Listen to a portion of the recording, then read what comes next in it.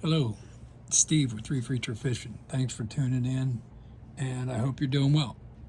Today is a follow-up video to the video of the Penn Spinfisher 850 SS. I can't stress enough, guys, take pictures. We all have cell phones. It's easy to do. Take a picture, take out a couple screws, take a picture, take out a couple screws, and so forth.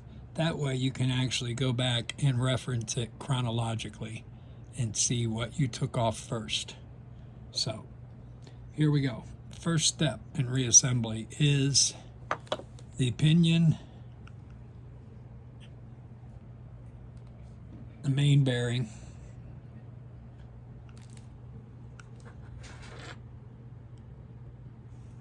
put a little bit of grease to prevent this from seizing.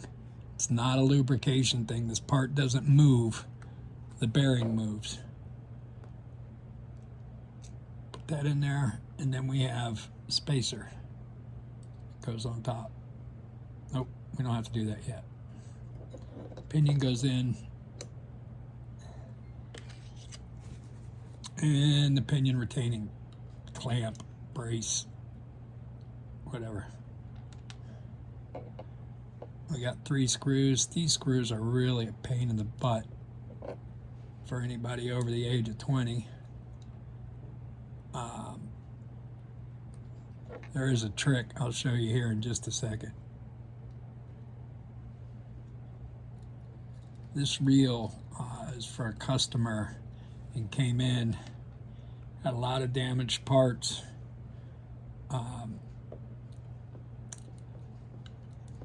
It was just used and abused in a way. He mentioned that he purchased it from eBay, so that explains a lot. So rather than sit here and struggle with this, I'm gonna dip it in my grease, put it in the slot, and look at that. I learned that trick working on cars growing up and throughout life. There's all kinds of little hacks, I guess we call them now.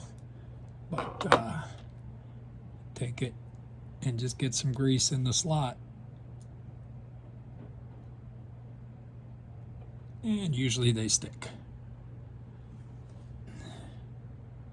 These screws are stainless, so a magnet doesn't help. All right, now we managed to do that pretty painlessly. One of my objectives with these videos is to show you guys, normally when we watch these videos, everything's been prepped, staged, put in a certain place. It's like when you watch a cooking show and everything's already done, they just take you through the steps. That's not going to happen here at Reassembling Fishing. We're going to show you how it really is. Okay, there's always, I never put a reel together and don't have some kind of situation. Take the pinion and pull in and out. You shouldn't have more than 1 millimeter or 1/16 for you imperial guys. I've switched. We got those 3 in. This anti-reverse system we're getting ready to install is a dry system. You do not lube it. If you put grease on these parts, all it does is attract sand. The little bit of sand that gets in there sticks to the grease. This is not sealed. This is sealed. This is a dry system. They're all working on a cam. They pivot on the mounting screw. So let's go. I start with the ratchet, the anti-reverse ratchet, the anti-reverse dog with the springs. These have the 2 little tabs. Okay? Don't use pliers, use your fingers and give them a squeeze. Okay? This is meant to grip on this anti-reverse ratchet. Okay? So spread it.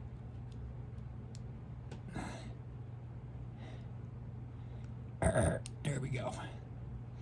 And you want that to have friction. All right. See how they fit together? You can use this. Now we need that spacer. Spacer goes on. Anti-reverse ratchet and dog go in place. This arm rests. You go over, put that there, and it almost lines that up perfectly. We take our screw, fastener,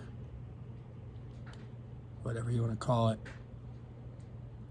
and that same trick with dipping it into grease. These pivot on this screw. There's a shoulder. I use 1500 grit sandpaper, wet sandpaper. You cannot damage the part with 1500 grit. You're not going to take enough off to impair the working parts. These parts don't rub on each other. They pivot on these screws. Okay, we got that one in now. This is one that has a spring. You can see the small hole in that tab. And then this spring, you're not going to be able to see it. It has a part that sticks up and a part that sticks out. This is where pictures come in handy. The way I do it, I put it through, I seat it in the silent reverse dog, and it'll pretty much sit there. There's not a lot of tension on this, but get our screw.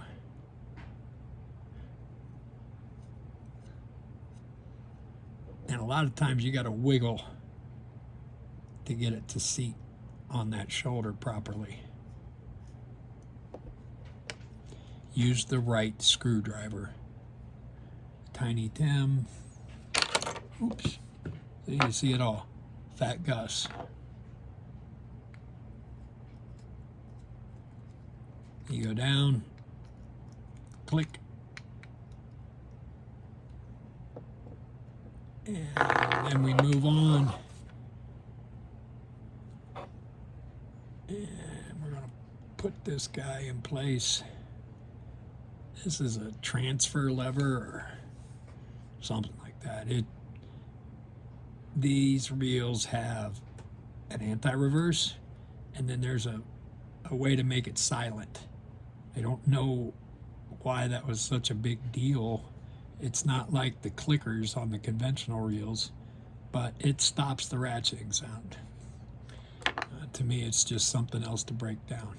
Click, click. All right. And it's that easy when you've done it 300 times. Oh, we put him on backwards.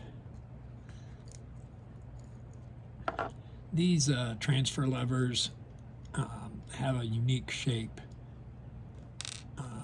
You can see how it has a hook on one end, and this end is more blunt. I had it backwards. Possibly. Yes, I did.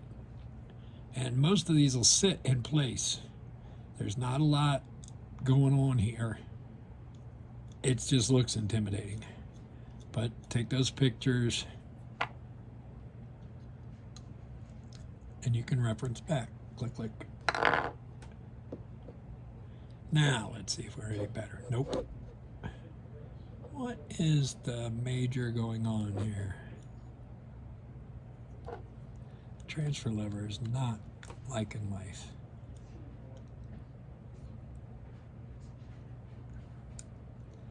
I got something. And again, I'm just trying to show you guys what it's really like. I've taken no less than 500 of these things apart. I know what it is. That arm is sitting on the wrong side of that transfer lever. The silent anti-reverse mechanism, I think. Let's see if that doesn't work. There we go. Okay, now look the position of this arm in relation to that pin. Okay, so we'll tighten that down. This is literally the 4th attempt at making this video because I can't really edit. My laptop was stolen during a doctor's visit, and I have yet to replace it. So I do everything from my phone right now. All right. Feeling a little better this time. Click, click. You gotta be kidding me.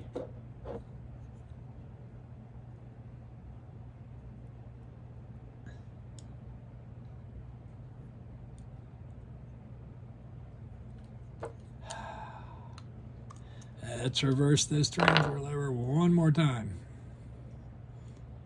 And again, this happens every time. Turn the camera on and everything goes to heck. I want to point out a couple of things. 1, use the right tools. 2, use the right products. Use real grease. This is not the 1940s, and grease is not just grease. Conventional greases break down. Real grease is tackier. Okay, now we're cooking with Crisco.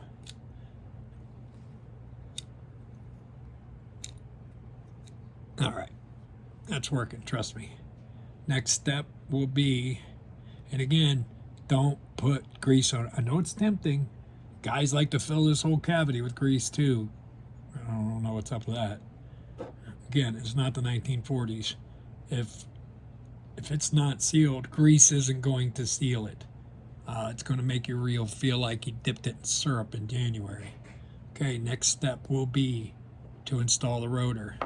Now this gets a little tricky here. You got to position this dog, or anti-reverse ratchet. You got to center it because this is a very early production model. I don't know if you can see that. See how that's got a nut basically machined on the bottom? That has to line up, and you never get it on the first try.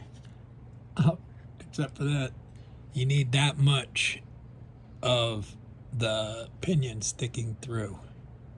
See if I can get that in the picture. But then we put our washer on top. I'm not dipping it in anything. This one holds my brush. This one holds the lube. I put a little bit on this just to prevent this nut from seizing. There is rounded edges on this. The rounded edges go up. And start that guy there. I don't put lube on the pinion. The bearing is the only moving part in that for the most, at this point. If you put grease on that pinion, you're gonna have it all over your hands. I use a 1/4 inch ratchet. I use a 1/2 inch, a 9 millimeter, and a 10 millimeter, and that's all I've ever had to use. You're not putting lugs on a car. Click. Snug. You don't want it to pivot. There's going to be some play because it's just how they're designed. But we got that in. Now, this reel came in with a brass crosswind gear. These are $25 to $40. However, the one that came in with this reel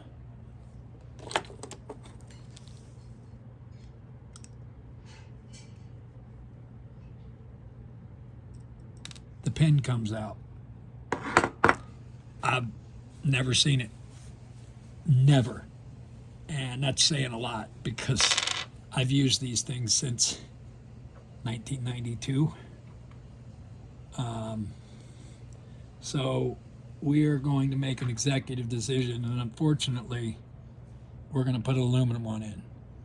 I've never had one fail. I've had them come in, they're corroded and the teeth pop, but these are forever reels. I mean, these are generational reels.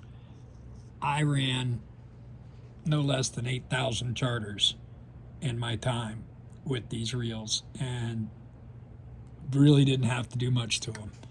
Very light coating of grease. Put that down. And when I get to the point where I'm going to lube this, you'll understand a little more why I'm not doing it now. This is the crosswind block. It has a channel in the bottom of it that rides on the pin. I fill this up pretty generously because as it rotates, this grease will fill in the areas it needs to without making the reel feel like syrup. If you look at that crosswind gear, that pin is pointing straight down. It just makes it easier. The wing points up. Tuck it in under there. I've already lubed the channels that this rides on. Again, this is my 4th attempt at putting this together and getting it on video. Okay, we've got that in. Now we take our shaft. What I do, I take the shaft and get a dollop of grease on there. As I place it in here, I twist it. And you'll see the grease. It works just fine. There's plenty of guys out there cussing and screaming by now because I'm doing it different than them. We all have different ways. Get the right screwdriver. We're going to retire Fat Gus, bring out Tiny Tim, dip it in grease, lay the plate across there. This reel came in, and because that pin was failing, this was all bent up. I replaced the crosswind block, the crosswind gear, and I hit this with a hammer to flatten it out. Put a little grease on there, put the screw on. Now these big reels, you can put this together now. On a 650, you have to put the gear in and then do this. That's a lot of fun. Now, I'm just going to start this guy so that it's easier to line up the second one. We got enough butter on here. Maybe not. Nope.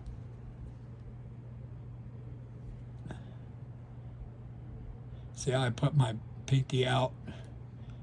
I used to pinstripe cars with a brush, and I learned to brace when I'm trying to be accurate with stuff like this.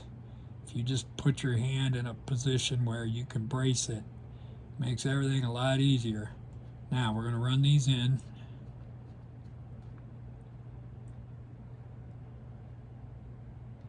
Click, click. Click. All right. Wipe the goo off the screwdriver. I'm a clean freak. Hear that? We're doing good. Okay, now we're going to flip it over. These bearings, I take them and soak them, completely submerge them. If you look in there, there's some nastiness. Okay, Marvel Mystery Oil. Okay, it's amazing stuff. These bearings with the white race. Okay, put that white part facing out. Now, I've already lubed this main gear. Now we're gonna fake it again. Because we're at this stage, and we're almost done really, we're gonna take this and run it in. And what I do is I do 12 o'clock, 3 o'clock, 6 o'clock, and 9 o'clock. Okay, and again, I've already put this thing together. There's plenty of lube in it. Also, where the crosswind gear goes, this meets with the crosswind gear, and I want to have plenty of goo on there because I don't put it on the crosswind gear itself. It's way too much. So we're going to put this in, put our finger on that bearing, take this guy. I haven't put it on the pinion yet. I'll show you when we're going to do that. Put that guy in, grab this main gear retaining screw. I think it's 9A. It's the part number. I had to buy one once. That's the reason it number sticks in my head. A lot of guys don't use these. It still works without it, but my dad always said they put them there for a reason. It just makes it smoother and removes any amount of play. But the reel will function without it. Now, we can go ahead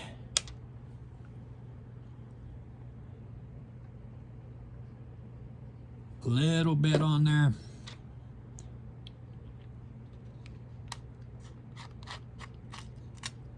Theoretically, we won't have to open that up again. Okay.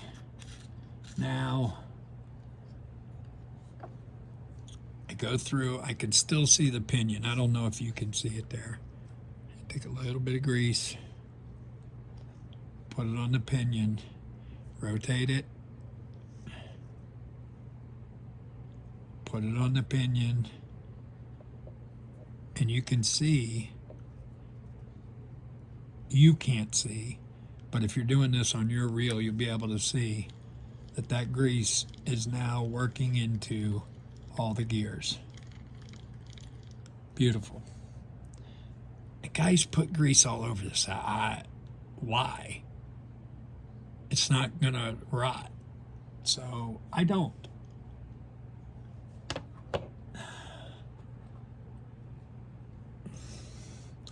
I already have the bearing in there. Again, I've done this so many times today. The 3 screws, I dip them before I put them in. Okay, I've done that, but I'm going to show you. I dip them in and I put them in. And believe it or not, some of them, you'll have to run it in and back it out. Run it in and back it out because there's no hole on the other side.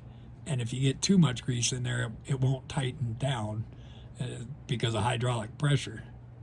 We're going to run these guys in. And again, use the right screwdriver. Don't be afraid to put your hand against something. I'm always worried about scratching reels. This guy's not concerned with the appearance. He just wants it to work. Oh, it's already in there. Tighten this guy down.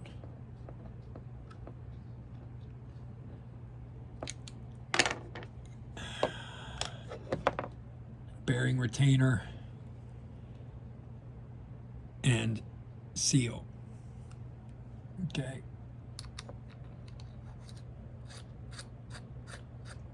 Bearings on there. Felt washer, that's what I'm trying to call that. You can still buy these. And it doesn't take much. Otherwise, this is just a sloppy mess in here. Okay? I don't know. You wouldn't believe the stuff I take apart. If you watch or follow me on Facebook at Steve Miller Reef Reacher, you can find me on eBay, Reef Reacher Fishing. I'm not used to saying this yet, but I'd like to ask everyone, please like and subscribe. I could care less about getting monetized and all that, but I'm doing this to stay busy. These handles can really be a pain in the butt. Sometimes the best thing to do is hold the collar, bring it up, and you reel forward, because that way it never comes undone on a fish. That's how I always remember to do it. No need to crank it down. There we go.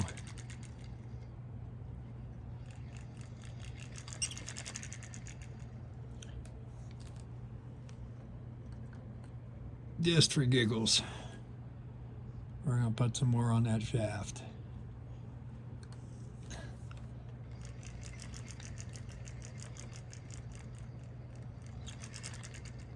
Now, that brings us to, we can sit this down,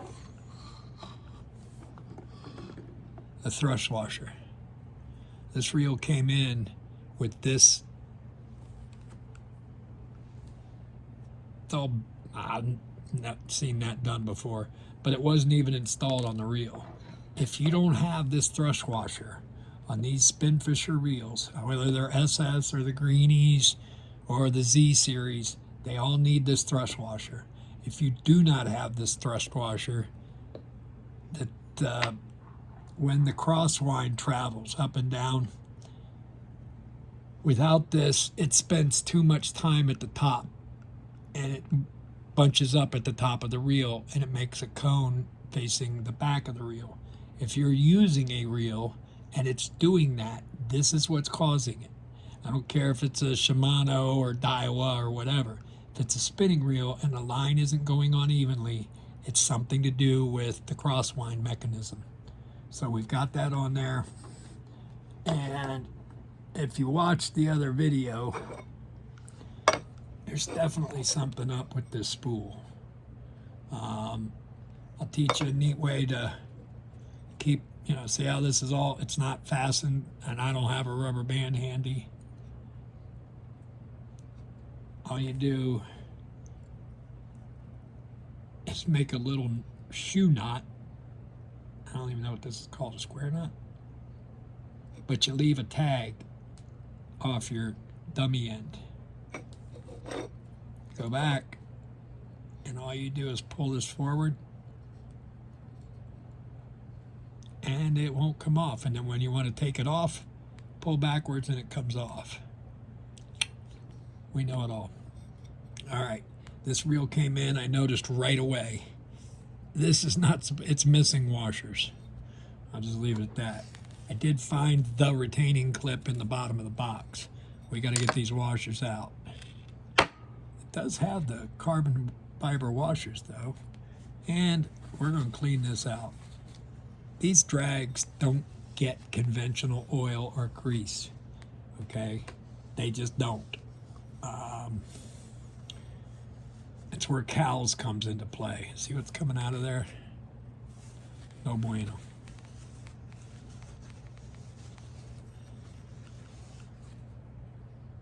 And we've got it relatively clean.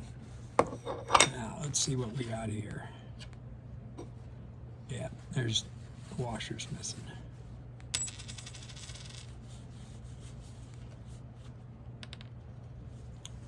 We are missing a carbon fiber washer.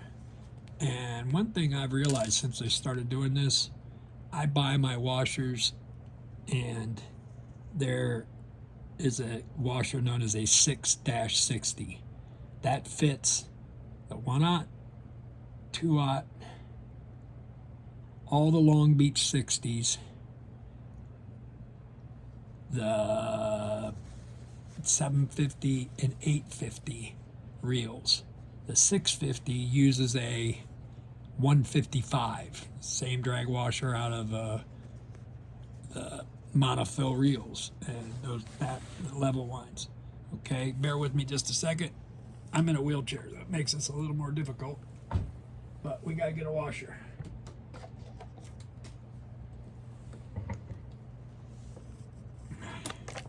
Washer collection.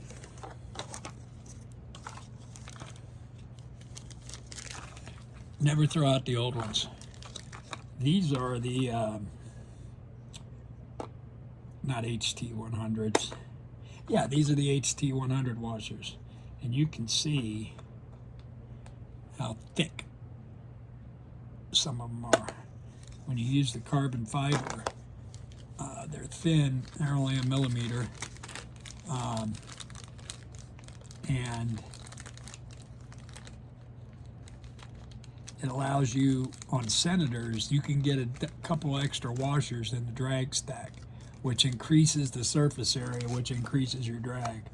I love it. That's my little trick on custom reels. I can get 35 pounds of drag out of a 6/0. You wouldn't believe what I can do with a 9/0. I can take a 9/0 and get enough drag out of it. It'll pull you out of the boat. Take a 35-pound weight, tie it to the end of a broomstick, and see how long you can hold it up. All right, I'm going to show you how to do these drag washers. This is the correct way. I will argue this to the death.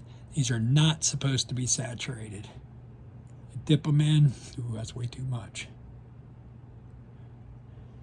Take that, put it between my fingers. This stuff is sticky. It's grease, but it's different, okay? So,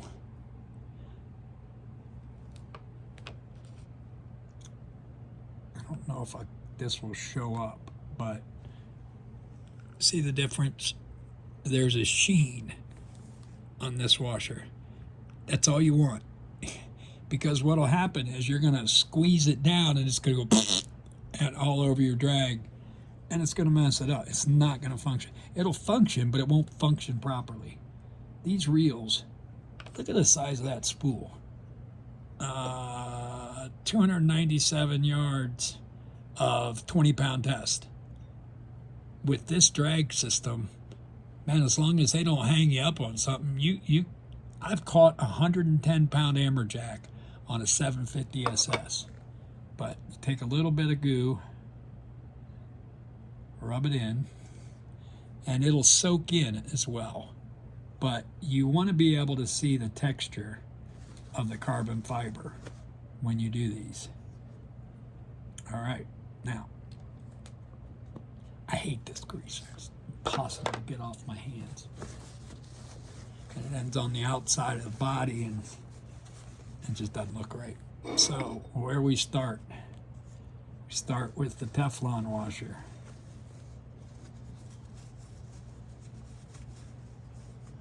Start with the Teflon, dry. Then we do a octagonal.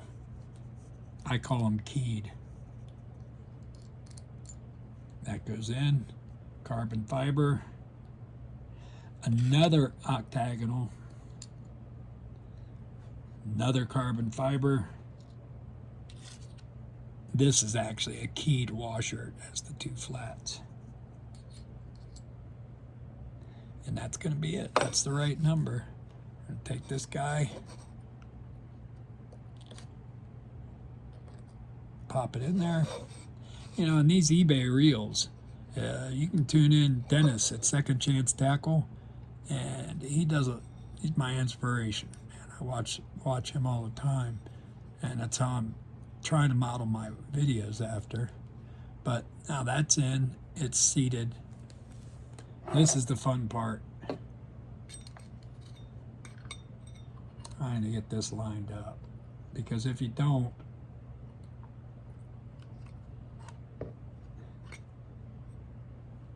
it will never, it'll drive you nuts. There we go. That's seated. Now another thing I noticed, this is a drag knob off of a 8500 SS, the 4-digit reels, because it's got the HT100 logo. Normally, what you would see on this reel is one of these. But Penn's known for their interchangeable parts. Put this guy on.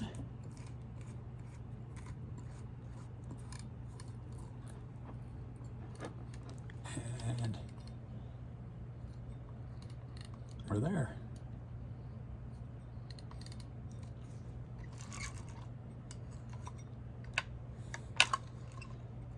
We're gonna have to work on that. And I will show you what that is. It's a bit bail spring.